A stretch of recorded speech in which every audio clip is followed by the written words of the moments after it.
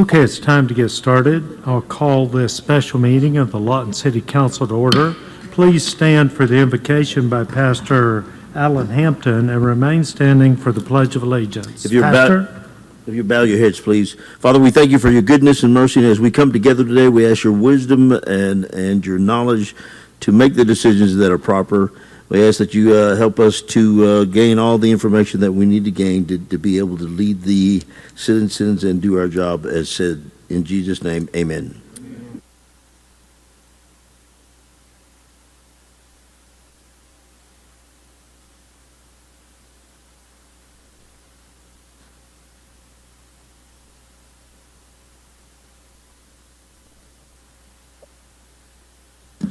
Please call the roll. Hankins. Here. Harris. Chapman. Present. Gill. Here. Hampton. Here. Uyghur. Here. Johnson. Warren. Is a quorum established? Okay, a quorum is established. We're going to alter the order a little bit here and go to item number 2 first.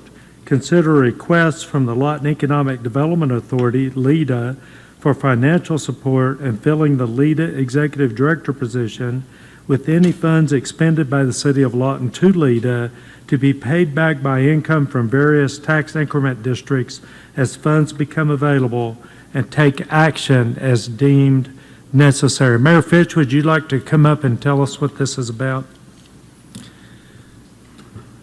They can't, this goes over the live stream today. That too, both.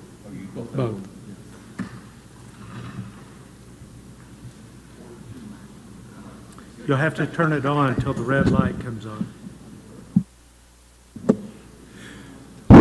Okay.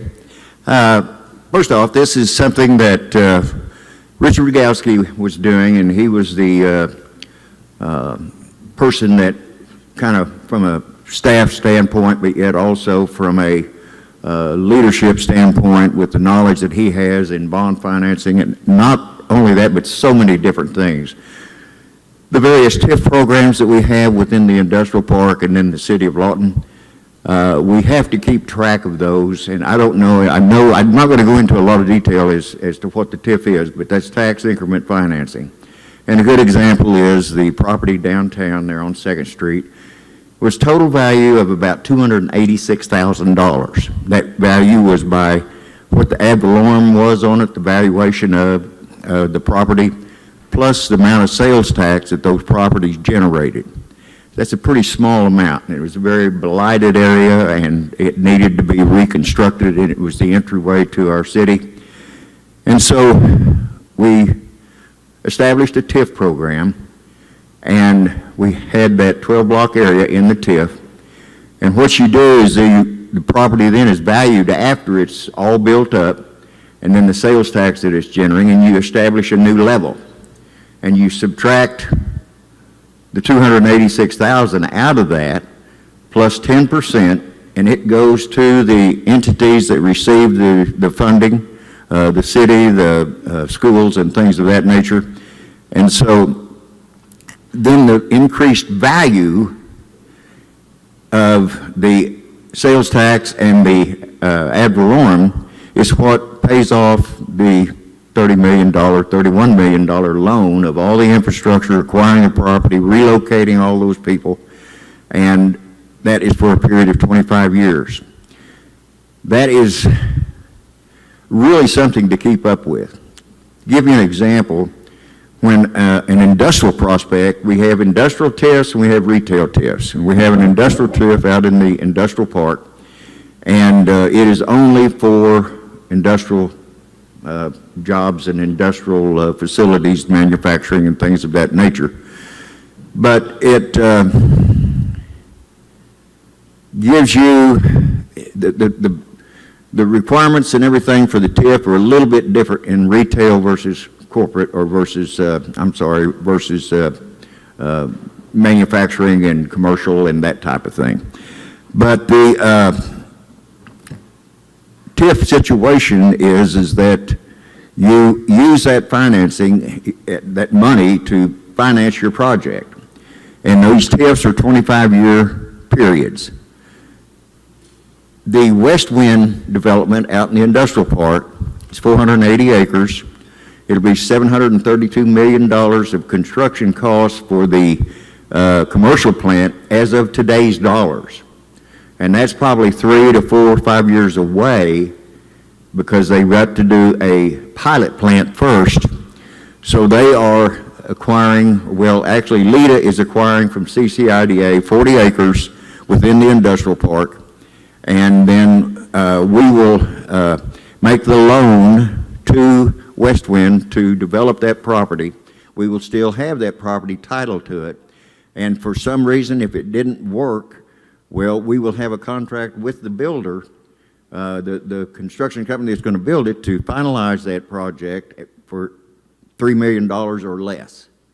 And we can't go over $3 million, so if it goes over $3 million, West Wind would be liable for that amount.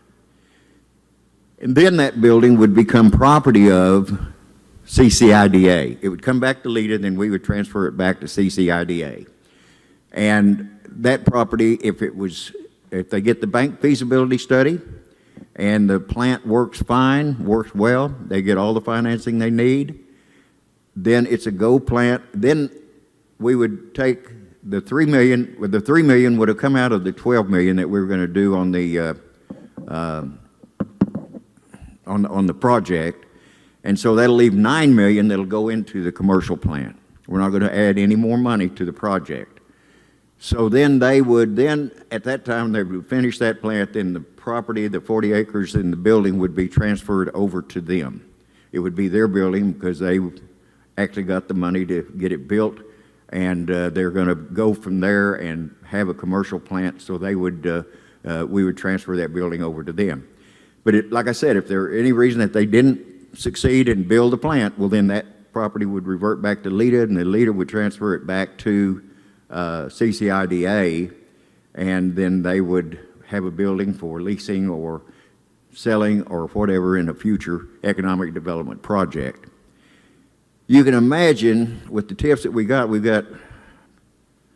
I think we're on TIF 5 right now, and then you'll have TIF 6 and then TIF 7, which will be the pilot plant and then the final plant. Keeping up with all of these TIFs is very difficult. The manufacturing facilities much of this stuff, the buildings are abated the ad valorem tax from the tenants having to pay them or anything because the first 5 years. And so therefore, then the state obligates themselves to pay the county obligates themselves to pay LEDA the ad valorem for the first 5 years.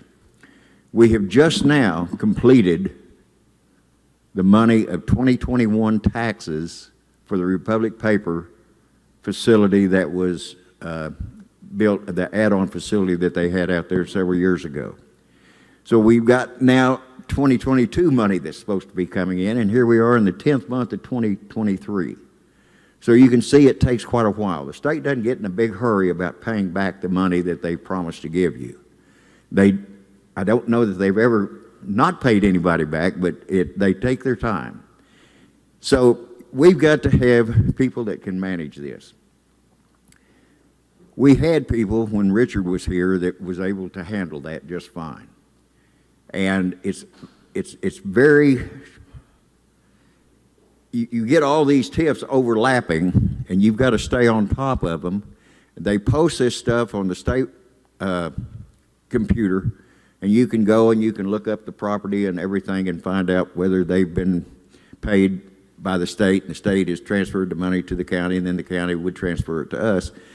And they all get real slow about doing that. I guess the county even likes to keep it in their bank account for a few months and get some interest. But I shouldn't have said that, but I think that's what happens. But anyway, we are in a situation with the growth that we have right now within LEDA and the TIFs that are being done. And there will come a day, we've got quite a few TIFs going right now, but there will come a day when we'll have to just quit doing some TIFs for a while and let those 25-year periods lapse, and then we can start doing some more TIFs. You don't want to overdo building TIFs districts within your community. But this is something that we've got to address and take care of. And then also when we're putting together retail packages, putting together all the things, the documentation that you have to in order to have a presentation that you can present to the project manager or to the company that is wanting to come in.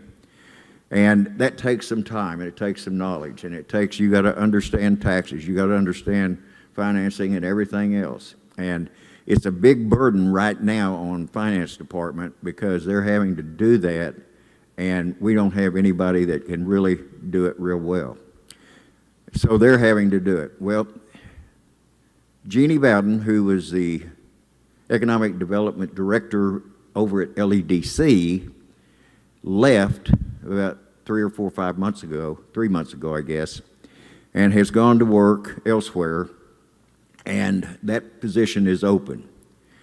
So we sat and we visited about it, and we talked about it, and we thought, well, we've got to fill that position, we've got to fill the vacancy by Richard here in our city facility.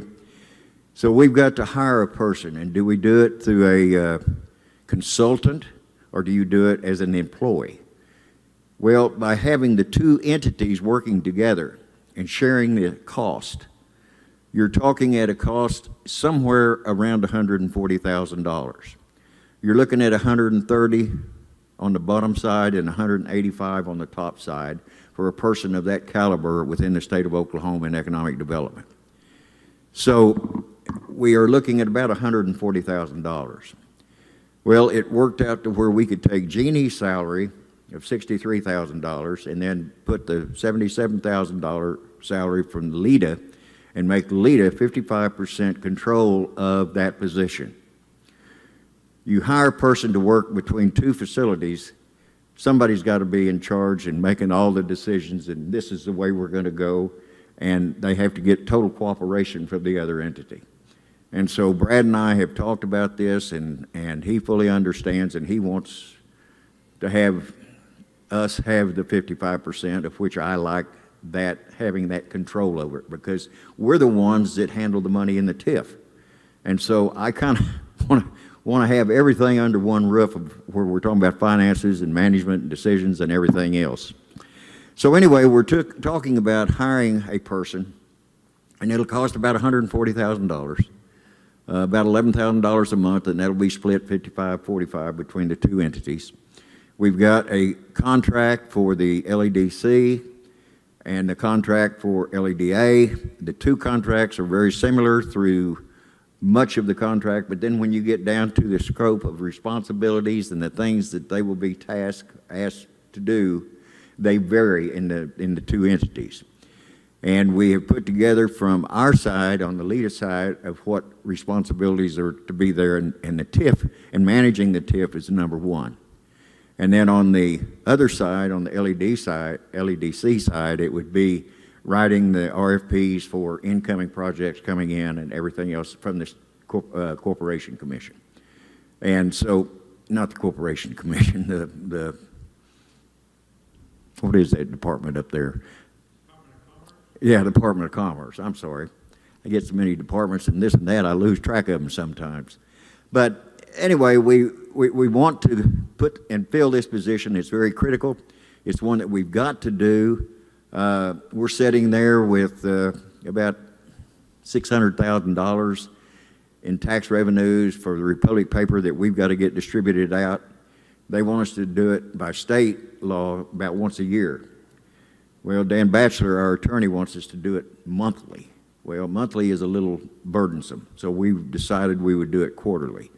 We need to get that money out of LEDA and to the entities, the schools, the VOTEC, and different things within that receive those funds, and get those monies to them because they got bond obligations and everything else. So we want to hire a person and bring them in. We have not hired anybody yet. We haven't started the search. We don't have any names particularly in mind. We do have information from the Oklahoma Economic Development Council as far as headhunters of what we can look at, what we can expect, and we're going to be going several different ways. But we're coming here today to get the amount of money that we need for the LEDA on a yearly salary, which would be $77,000, and get that money in a loan to LEDA from the Hotel Motel Economic Development Tax Fund. And then we would pay that back when these increments start coming in. To give you an example, the West Wind project will generate $25 to $35 million in 25 years in the TIF. And all that money that is collected has to stay and spent within the industrial park. The industrial park out on the west side and then the one by the airport. We are now just about out of property. We're going to have to buy property. We're going to have to put in some more utilities. We're going to have to do a lot of things. And that's where we will use the money from the TIF in order to do that. And we can also, a person that is hired by an entity within the city that will be managing the TIFs and that sort of thing, that salary for him can come out of the TIF that would be there for the industrial park because he is working to improve and enhance the industrial park. And so that's the way it is written, and that's what we are coming to you today for, is to get the allocation from the Hotel Motel Tax Economic Development Fund, and let us have that, and then we can get moving on this, and I'll open it up to any questions that you might have. Mr. Mayor, Just go ahead. Mr. Mayor, I move to approve. Wait, we're having to shift mics because we have people online today.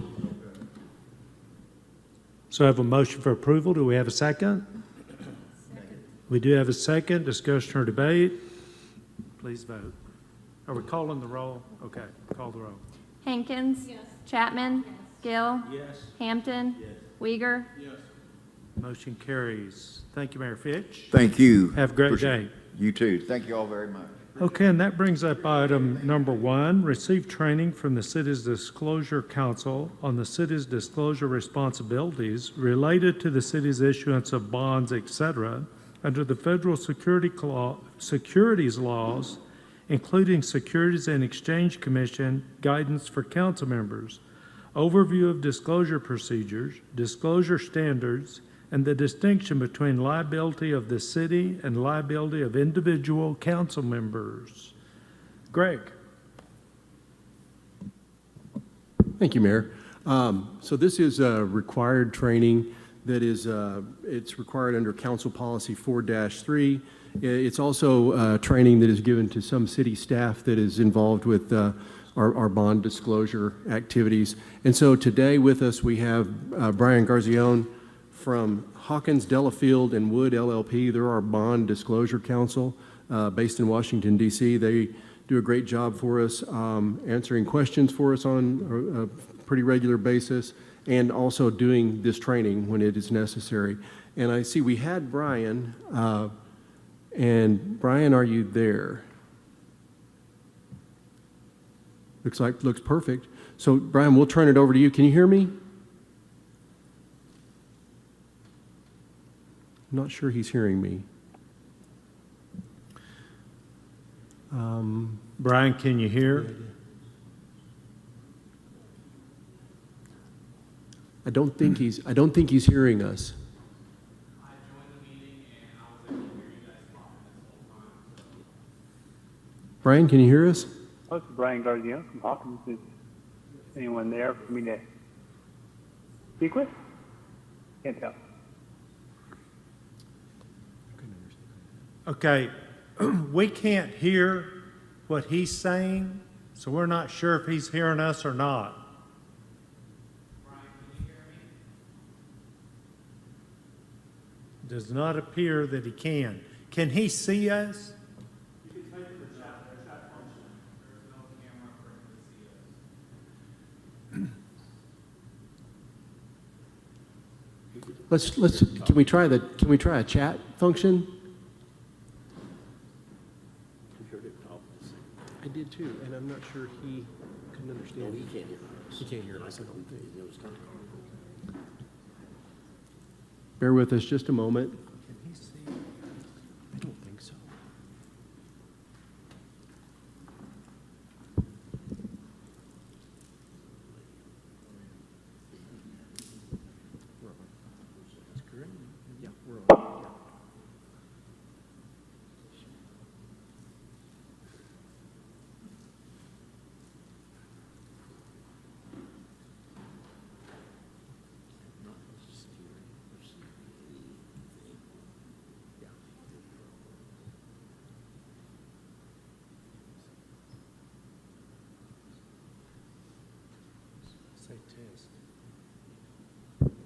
Brian, can you hear us?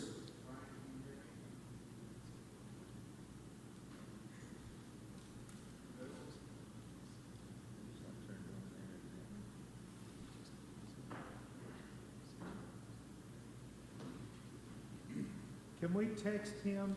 He's texted us saying, I'm not hearing anything or seeing any video. Can we text him? Cindy's going to shoot him an email. We can't type it into a meeting chat if we want to just send him questions through this. Yeah, he's got to talk to us for an hour. Go ahead and, if you would, please send him a email asking him to make sure he's got everything set right on his end. Did we not test this? Did we not test this? How about now?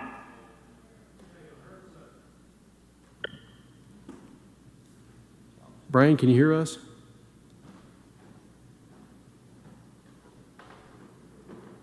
Ask him to talk again, please. We can hear you. Can anyone hear me? We Hello? can hear you. We can hear you. Can you hear us? I think he's getting us. Okay, great. All right, so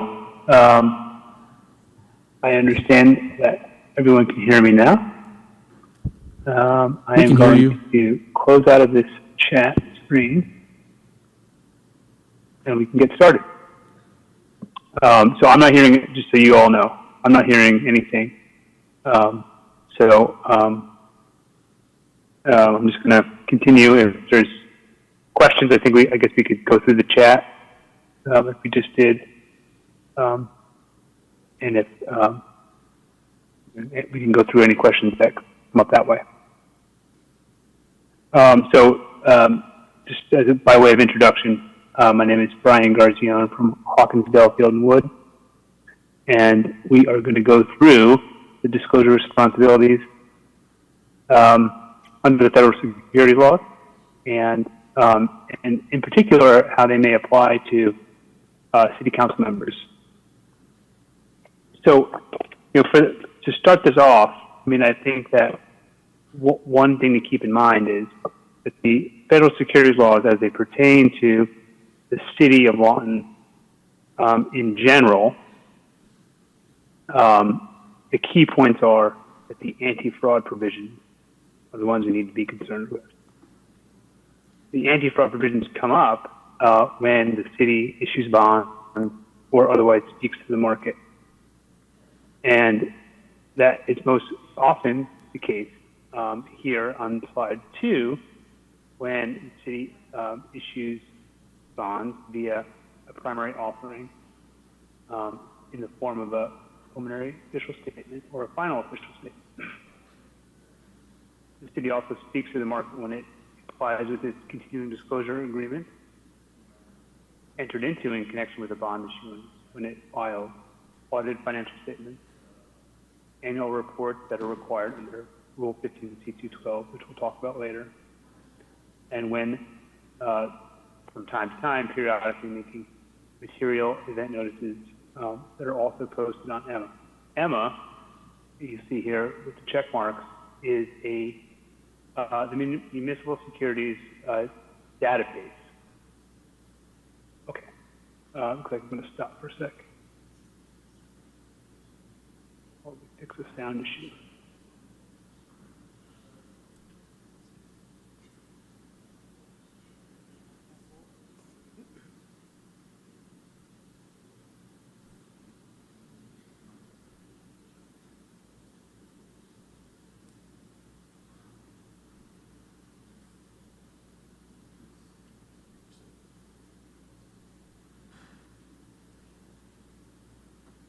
Okay, how about now? How's that sound?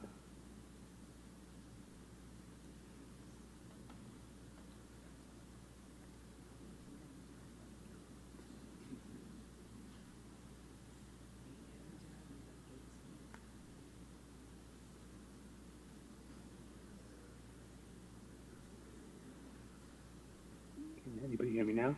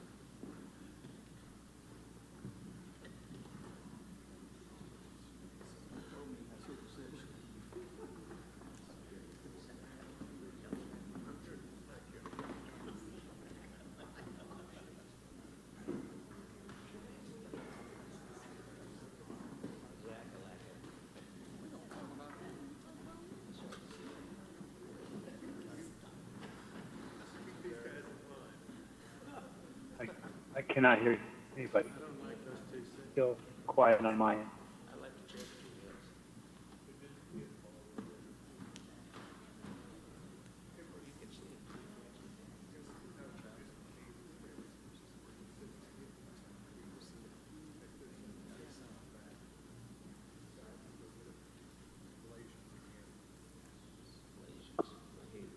Okay.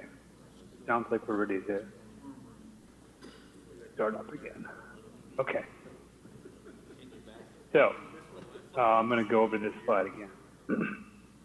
Key city disclosures on this slide, we have is examples of key city disclosures when the city speaks to the market. So the first one, preliminary official statements. Final official statements are when the city issues bonds. Call that the primary offering document. Audited financial statements, annual reports, material event notices. The second, third, and fourth rows there are things that the city puts out in connection with their continuing disclosure agreements that are entered into when they issue bonds. The first four rows are filed on EMMA. EMMA is the Municipal Securities Database that has primary offering documents, secondary market documents for issuers throughout the country. That's where all of that type of information has to be filed now. Other disclosures that the city may have are rating agency presentations, investor presentations, and other closing documents related to a bond issuance. Those documents don't make their way to EMMA, but SEC enforcement actions have told us that material misstatements or omissions in those documents can form the basis of a SEC enforcement action if there were to be a mistake in one of those documents. The next slide sets forth a little bit. Perhaps I'm getting someone dialing in here.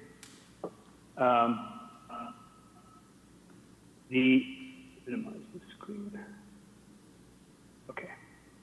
The next slide here on 3 explains a little bit more about the official statement.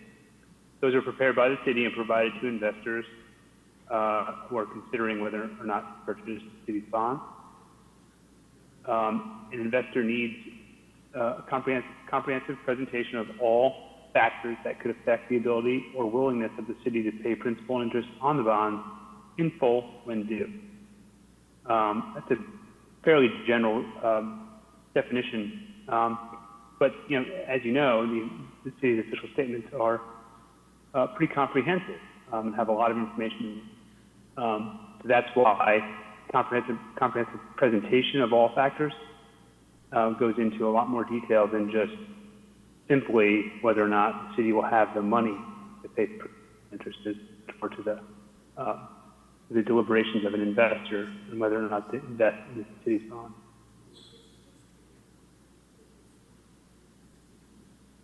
And as the city prepares an official statement, there's various parties involved. City council is involved for approving the official statement. The mayor is involved for executing the official statement. The Disclosure Working Group, which is a working group that is created under the city's Council Policy 4.3, the Municipal Securities Disclosure Policy, they approve the form and content of the official statement before it goes out to the market. The city's management and staff is going to provide all the information that is needed to draft the disclosure, all the underlying sections and data points will be collected by city management and staff. And then third parties. Third parties are involved, financial advisors, municipal advisors, various councils, underwriters if they're involved in the deal, will all be part of this process as well.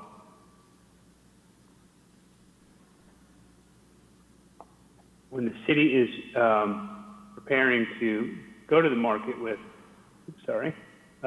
with a bond issue, they'll have a bond ordinance that will set forth terms, in general terms of the bonds that are going to be issued.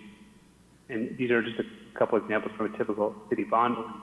The official statement pertaining to the bond issued pursuant to the ordinance is hereby approved. That'll be something that comes through as council action before the bonds, before the city goes out with the official statement to market the bond. The second sub-point there is sort of what's called the 10b-5 language. That's in a typical city bond ordinance as well, stating that the official statement is true and correct and doesn't contain any untrue or misleading statements or omit stated material fact. That language is right from the Rule 10b-5, which we'll talk about a little later, which is one of the anti-fraud provisions under the Securities Exchange Act of 1934. Just a quick overview. We've talked about the basis for approval of the official statement. We're going to talk about SEC guidance for council members. That's probably the most important part of this presentation as compared to the presentation we had earlier in the day with the city's financial staff.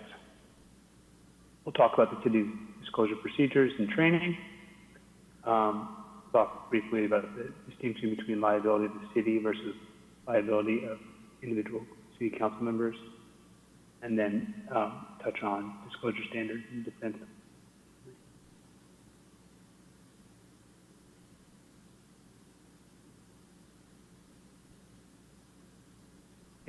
On this slide, I'll briefly get into the SEC's jurisdiction in the municipal securities arena. Municipal securities, there is no securities registration for them. They're exempt under the 1933 Act from registration.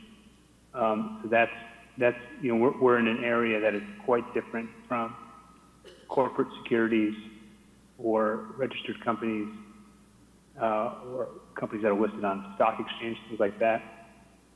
Municipal securities has no securities registration requirement before going out to market bonds.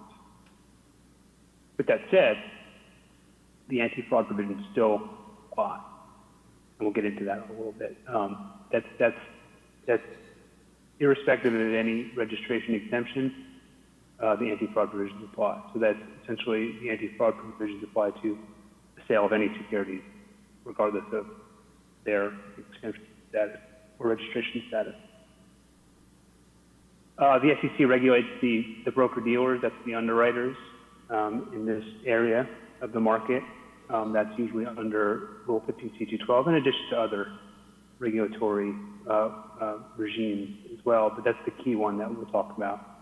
And then the SEC also regulates municipal advisors or financial advisors.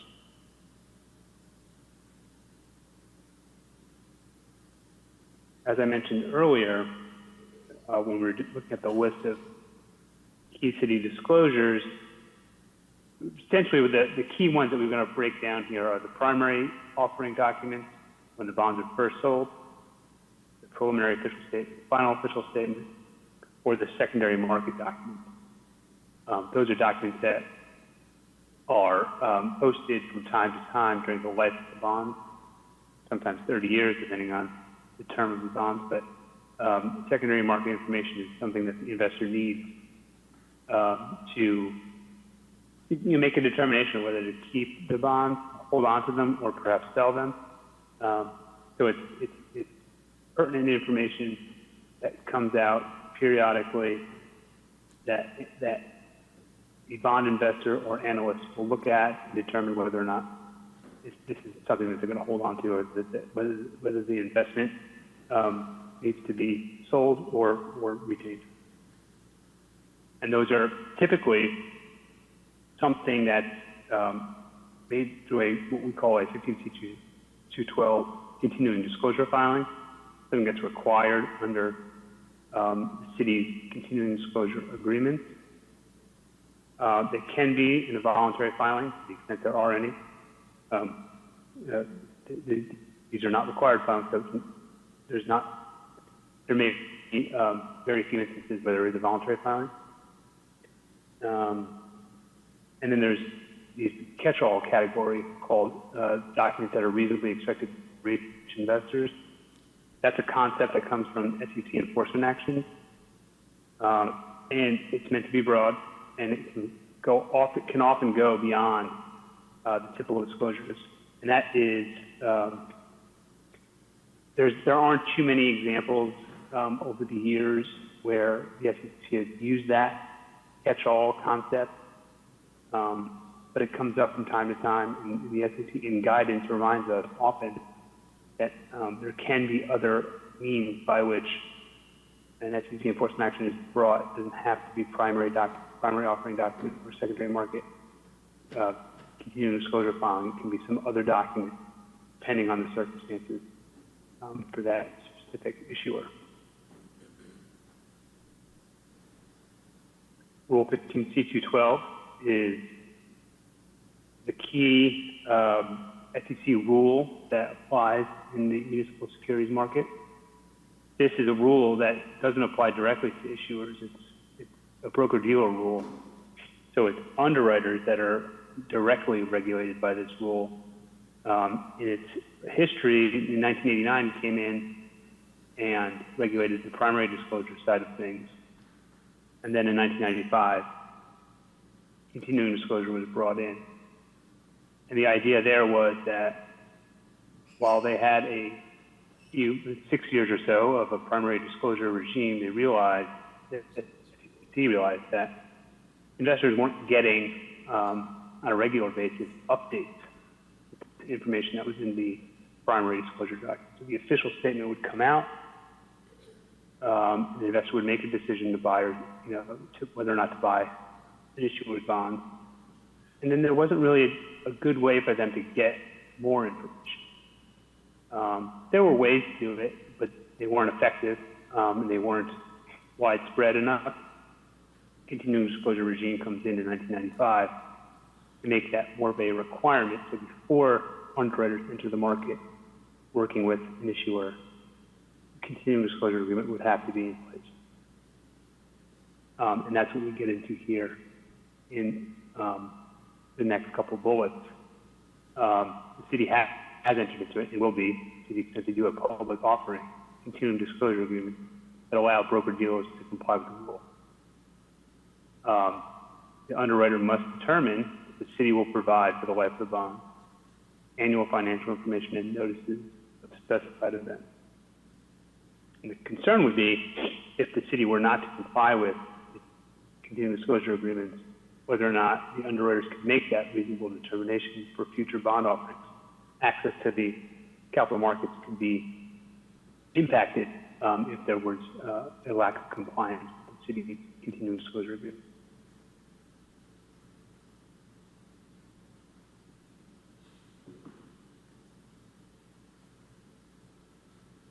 Okay, so here on slide 11, this is the language I was describing earlier that is kind of the basis for some of that language that we saw in a typical city bond ordinance. Rule 10b-5 is a rule promulgated under the Securities Exchange Act of 1934. And I try to summarize this briefly for everybody. It's unlawful to make an untrue statement of material fact or omit its state of material fact. So material misstatement or a material omission. That's the key point in connection with the sale of a security. So that's the standard. That's the main standard that we use in determining whether or not we're in compliance with the anti-fraud provisions of the federal securities laws. But the key point, as underlined here, is material. What is material? And that's the concept we talk about here on slide 12. We don't have a bright line test where the one-size-fits-all materiality concept would be applicable. This is all through case law or SEC enforcement actions. What we learn about what is material is from those enforcement actions and how the SEC analyzes it And then if it happens to be appeals up to federal courts, how the federal courts analyze what's material. But essentially what we've learned from the case law is that information is material. There's a substantial likelihood that a reasonable investor would consider it important to an investment decision. Very broad, but some parameters there. But we know from the cases that it depends on the facts and circumstances. So it's always, it requires an analysis. It's not something that you can tell, like I said earlier, about one size fits all. That just doesn't work. Some issues are quite large. Perhaps they have the means to withstand a $50 million litigation judgment against them, while others with a smaller budget may have a much lower threshold, $5 million or something like that. It really depends on the circumstances. Those are big numbers, and but an example of how having a Brent line test wouldn't really work in the market. The municipal securities market is quite diverse: large, small, revenue bond issuers, small school districts, water districts. It spans the whole spectrum. So it really depends on the facts and circumstances, whether or not something is material.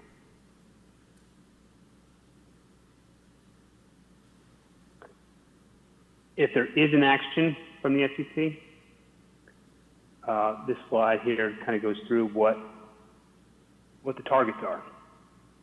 Issuer as an entity, that seems to be the most straightforward, and then it gets into sort of the gray areas. Individual members of city council, theoretically, that could be a target. Government officials and employees. We have a few cases. We have several cases where governmental officials and employees have been charged with anti-fraud violations.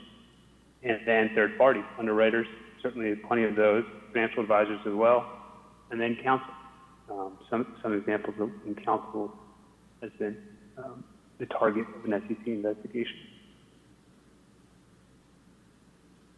If the SEC does come around, they have a couple different ways to bring an action. You can do an administrative proceeding. There can be a civil case. Administrative and civil cases are sort of, oftentimes lumped together. And then there's the criminal proceeding. The SEC may make some preliminary determinations of criminal misconduct. Then if they make that determination, then they refer it to the Department of Justice. So the SEC, while they stay involved from a regulator's perspective, they don't prosecute criminal cases. And then there can be a private plaintiff as well, which is more theoretical than a reality. Certainly possible, but there's very few private plaintiff litigation cases based on anti-fraud violations.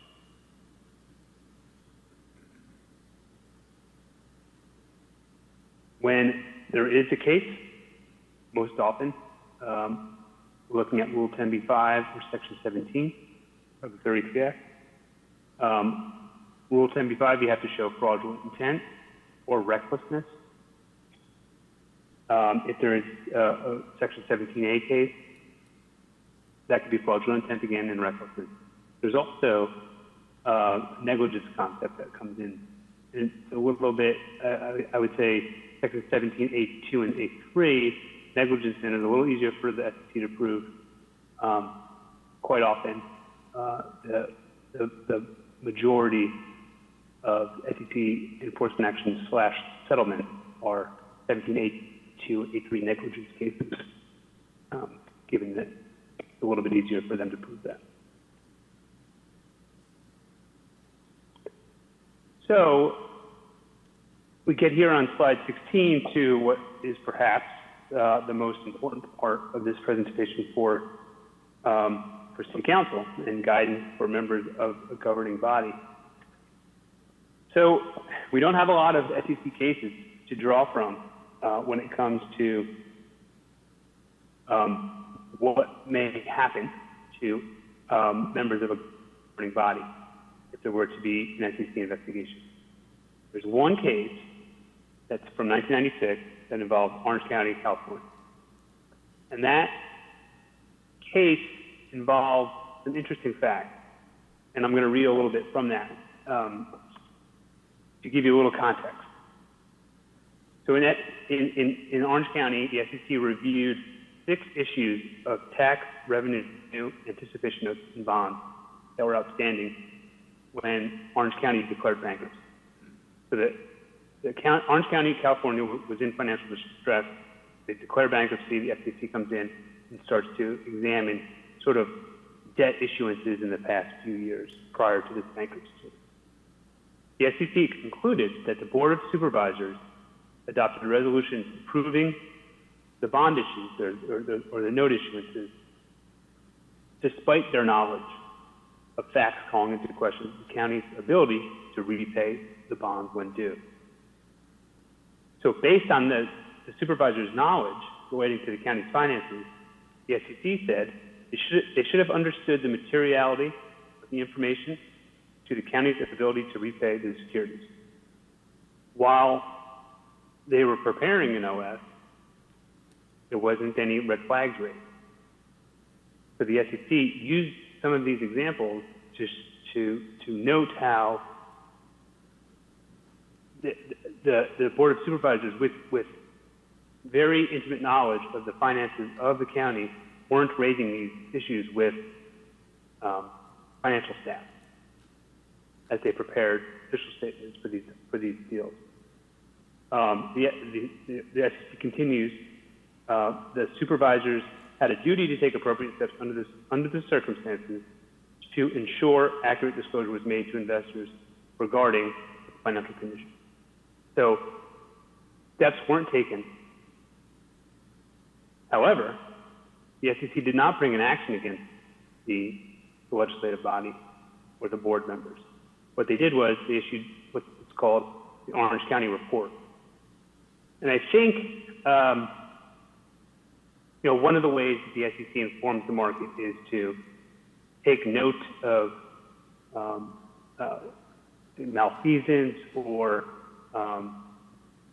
confusion in the marketplace about what actual duties are, and then issue reports to provide the guidance to correct misconceptions in the marketplace. So that's what the Orange County Report did. There was no action taken against the governing body, but the report provides useful, authoritative guidance on how to protect governing bodies going forward. So what we saw from Orange County, Board of Supervisors with knowledge of financial distress, what we will learn from that case is that there are some steps that can be taken to protect yourself in the future, and how the SEC framed it for us is putting the market on notice. Now, the one note on this slide here in the last bullet, the 25 years since the Orange County Report, the SEC has never brought an enforcement action against individual members of a legislative body. Well, that's encouraging. Nonetheless, we do know the market's been put on notice. It's been a long time. The SEC could have a change in leadership and change of focus and start to come after members of the legislative body, but we still have the Orange County Report and we still have the guidance from it. And we'll get into that now. The Orange County Report, perhaps here, a very self-evident first bullet, it tells us that a public official may not authorize disclosure that they know to be false. Okay, that's a pretty straightforward one. I don't think any of us are trying to authorize or put out a document that we know is false. But the second point is perhaps a little bit more instructive. It talks about how a public official may not authorize disclosure while recklessly disregarding facts to indicate that there is a risk. The disclosure may be misleading. It's a little wordy, but I think the point is you have to be able to raise red flags or pose questions to those who are preparing disclosure.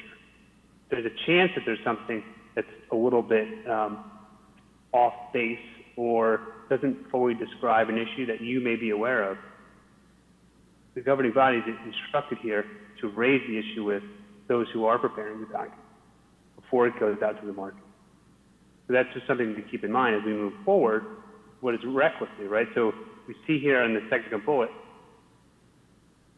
public official may not authorize disclosure while recklessly disregarded.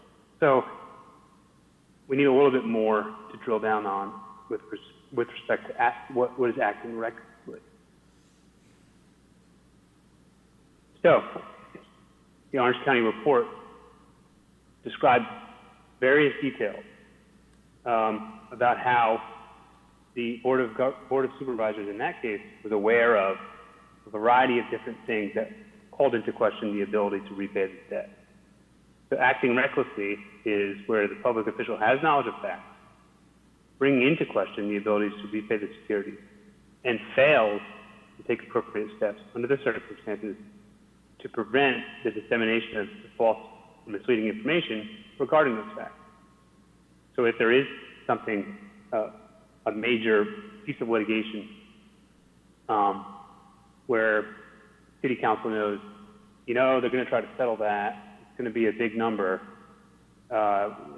it's not out there yet, but we should probably let people know, or let the financial staff know, that they're moving in a direction where of settling that piece of litigation, and there may be some monetary concerns that should be described in the official statement. If that litigation is not described at all, there should be some description of that in the official statement, or something along those lines. There's a variety of different hypotheticals we could come up with where some knowledge is at the City Council level that may need to be brought to the attention of those who are actually drafting the official statement. So, backing up for a sec, what can City Council do? So the Orange County report mentioned that what can the governing body do to make sure that the document doesn't go out with misleading disclosure or an omission. So the steps could be becoming familiar with the document, reading it, making sure that you understand what's in there and what's not in there, and then questioning the officials who prepared it. Maybe that involves drilling down on certain facts that you're aware of that the officials and employees may not be, or trying to figure out where those facts differ and how they can be corrected. So the alternative for City Council that the SEC focuses on in the Orange County report, or how you go about making sure that you establish the familiarity with the document or question the issuer's officials. So read the official statement as a whole, become familiar with it. That may not be pragmatic or a practical solution. So there's a second alternative that's provided. That's establishing reasonable reliance on the financial staff. So the financial staff is the ones putting together the document. I think it may, reading the official statement as a whole may be a useful task, but it may be more efficient to rely on the financial staff. How do you do that? How do you reasonably rely? Especially if there is information that the council may be aware of that financial staff is not yet aware of. So that's what we talk about here in that sub-bullet under the second bullet. Even if you opt for the reasonable reliance, there is a concern whether the City Council may be aware of potential material financial matters that have not yet been brought to the attention of the Disclosure Working Group or financial staff. But then, if that is the case, you have to figure out a way to, establish that reasonable reliance protocol. How do we do that? That's what we're going to get into in the next couple of slides. policies and procedures.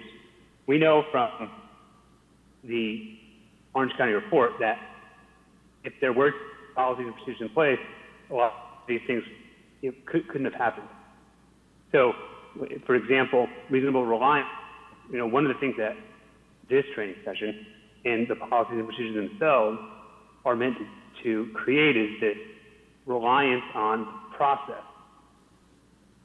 The disclosure process goes, when an official statement or a continuing disclosure document is being put together, policy dictates how that document is formulated and then approved and then makes its way out to the market.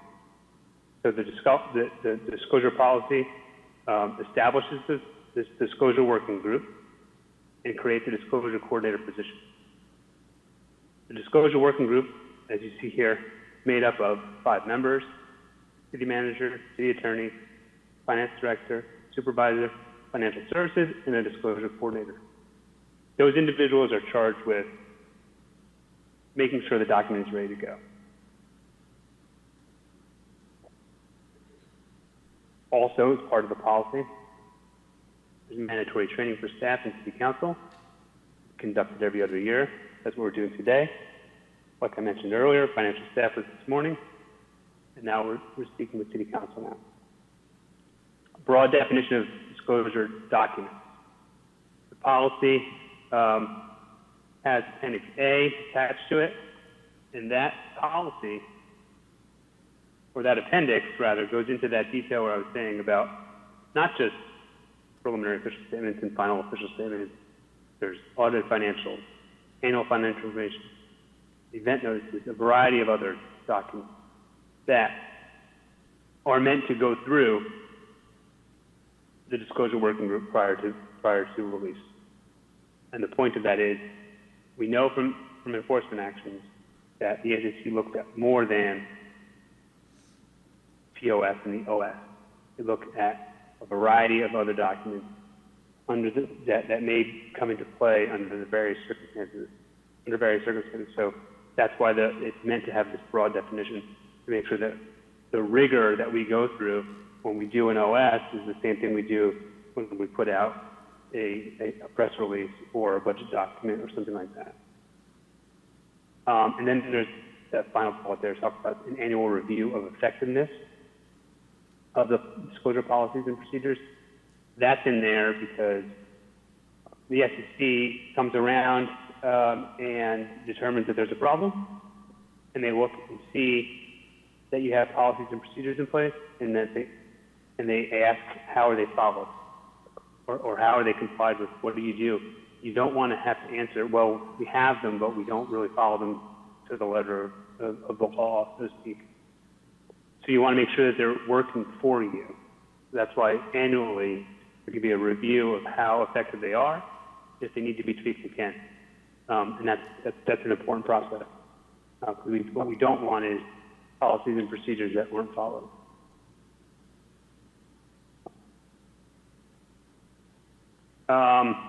So a couple, I call them oversight questions.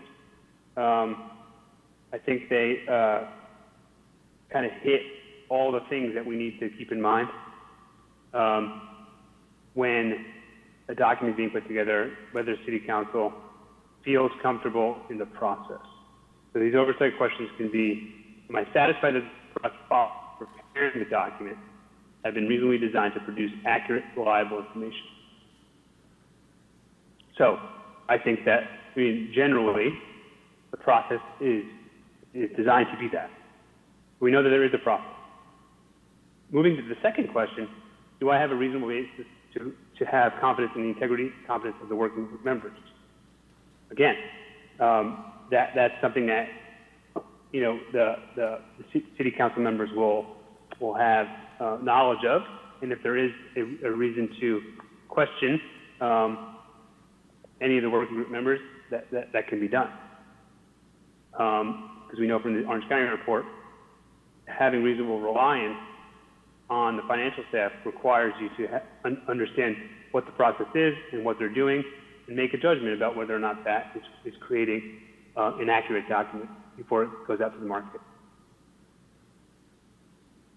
Questions 3 and 4, this is kind of drilling down on what do I know as a city council member? Do I know of any that would cause me to question the accuracy of the disclosure or indicate that the risk of the disclosures may be misleading? The answer is yes, you raise it. And I think there should be no hesitation to raise a question, even if it's immediately dismissed as nope, we're good there. That's fine. I think the open dialogue is important. One of the things I'd hate to see is, somebody having a question that could have been a probing question in the right area doesn't get asked for whatever reason, and then the disclosure is misleading. I'd rather a silly question be asked than no question at all. And then on 4, with reference to disclosure documents, do I know of any potentially material issues or red flags? A commonly used phrase in the SEC's enforcement actions, red flag, that should be brought to the attention of management, the working group, disclosure working group, or something that you need more explanation on. Again, this kind of dovetails with question 3 in terms of open dialogue. Make sure that if there is something, it's raised. There's no real value in holding it back.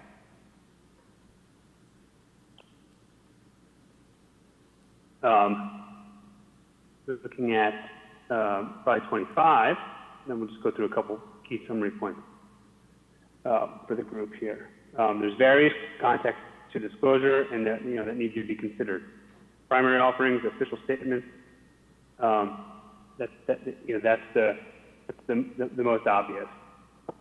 Disclosures then provided under the continuing disclosure agreement, your secondary market concepts, voluntary filings, and then other documents, certifications relied upon by bond counsel for tax exemption. We know that from that last sub bullet there, something in action, but we know that the SEC is looking at other documents. When there is an error, when there is some kind of mistake, just like with Orange County, SEC didn't look at Orange County until they filed for bankruptcy. Then they start looking. Once they start digging, they find stuff. And that's often what happens. The cases that involved the bond counsel opinion, there was an IRS audit about tax exemption. The SEC became aware of it, started digging in, find a whole bunch of information, false certifications, misleading information, omissions, case gets brought. That's always kind of the pattern with the SEC. There, once something comes to light, they dig in more and find more.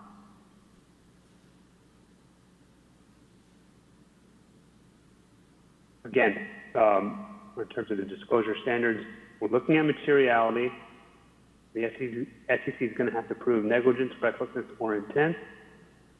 This training session helps as a defense to negligence and recklessness.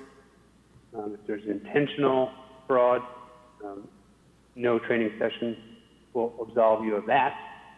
But if there is negligence and recklessness, which are the vast majority of the SEC enforcement actions, having training, having policies and procedures in place, having a protocol for how disclosure gets organized, put together internally before it goes out to the market, all of that acts as a defense to a negligence or recklessness charge.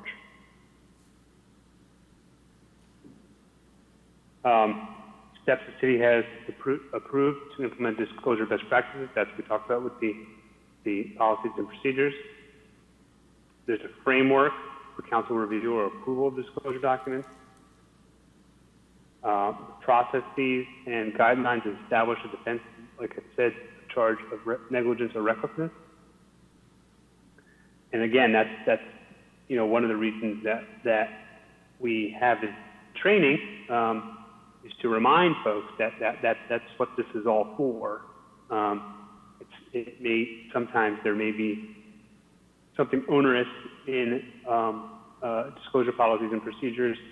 Hopefully that gets ironed out in that annual review. But if not, when we have a training session, we talk about the importance of the policy and procedure. We remind folks that what we're trying to do is stave off any negligence or recklessness charge from the SEC. If we have these things in place, it goes a long way to stopping those investigations, showing the SEC what we do and what we understand from training. Oftentimes, they'll stop looking at the issuer and start looking elsewhere. So that's just something to keep in mind as we finish up here. The last slide, of course, tells us we're at the end. I'm happy to take any questions. I've been trying to follow the chat as I was presenting there. Did not see anything come up in the chat. I don't know if folks have any questions. I don't know if we ever fixed the two-way speaker concept because never heard anything. So let me see here in the chat. I cannot hear. Yeah, I can't hear anybody.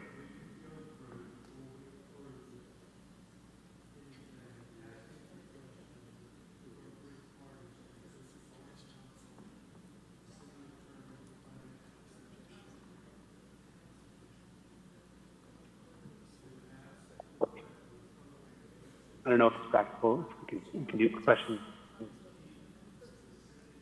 in the chat. I'm happy to do it.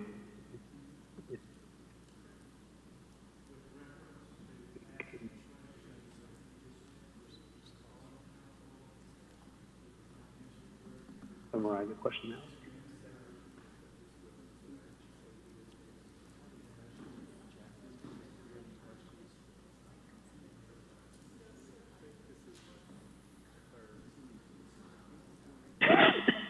Excuse me.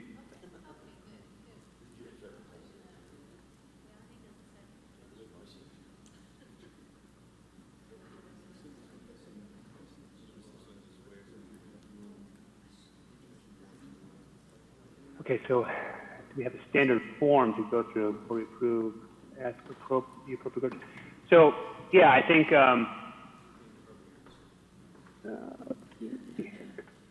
go back here. So in terms of I think, in general, the concept, I can certainly, one second here. I can certainly look at some examples of questions that I have that may work, kind of on a form basis. I think the probing question, going back to the Orange County report, I think what the SEC took away from their analysis of what happened with Orange County and the bankruptcy that happened there was just a lack of oversight. So I think the takeaway about questions of what can be asked,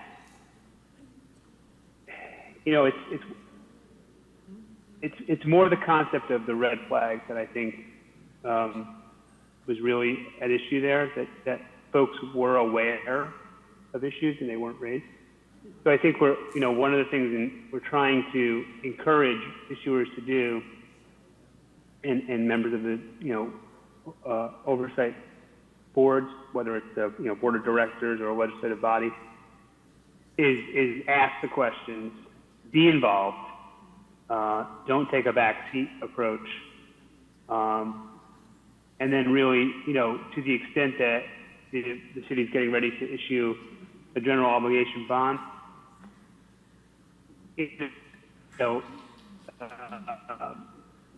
by definition, we're talking about something that, anything can impact that. So, if there's anything that's of a large scale to the city, it should be raised. So I think the lesson from Orange County is always kind of have that hat on that says, I need to question, I need to dig into what is actually being disclosed here, especially if there is a matter that you're aware of that may or may not be in front of the financial staff. But to answer the question directly, do we have a standard form? I can take a look at that and I can share that with Tim or others, and then get that over to city council members.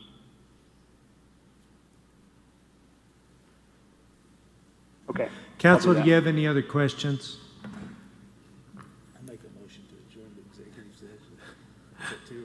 And as you know, as I mentioned, So in are the- we, if we're as I done, presented, we'd like to say thank you and we move use on. we use Orange County as an example. It's the only one that we have, but even in that case, there were no actions brought against council members or the board of supervisors. Lessons from Orange County are important, but it's also instructive that there haven't been cases brought against them. So I appreciate you listening here. I see here in the chat that there are no other questions, so thanks for letting me present, and please reach out with any questions. Otherwise, have a great afternoon. Okay, I don't think we have any more questions from the council. So is he gone? All right, tell him thank you.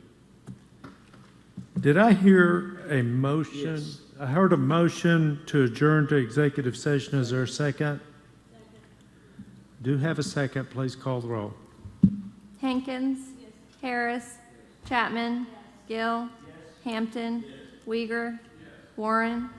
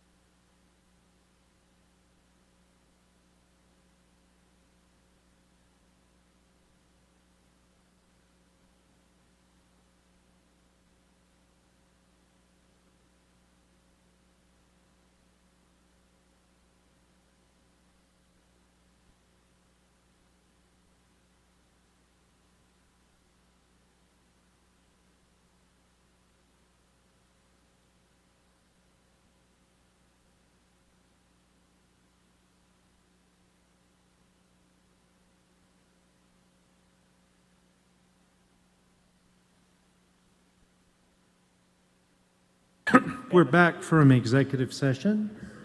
Mayor. I make a motion that we return from executive session. Is there a second? Second. We have a motion and a second. Please call the roll. Hankins. Harris. Chapman. Gill. I think we're getting a little confused. It's a yes or no. Gill. Hampton. Uyghur. Warren. Thank you. That was good. That was good. Executive session item number 3, Greg. Pursuant to Section 307B1, Title 25 of the Oklahoma statutes, council convened an executive session to discuss particular candidates who have submitted applications for the position of city attorney, and no action is taken today. Is there a motion for adjournment? Motion and a second. Please call the roll. Hankins. Harris. Chapman. Gill. Hampton. Uyghur. Warren.